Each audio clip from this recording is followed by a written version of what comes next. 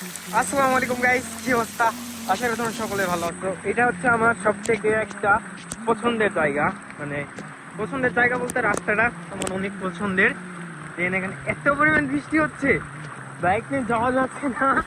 আর সেই মানে পুরাই মানে এমন একটা ওয়েদার, এমন একটা পরিবেশ সেই লাগতেছে। আকাশ দেখতেছে, যদিও আশেপাশে কেউ নাই এবং আশেপাশেও বাড়ি দেখা যাচ্ছে না, তো একটু ভয় লাগতেছে। মজা হচ্ছে সেই মজার পাশাপাশি অনেক বেশি ঠান্ডা লাগতেছে।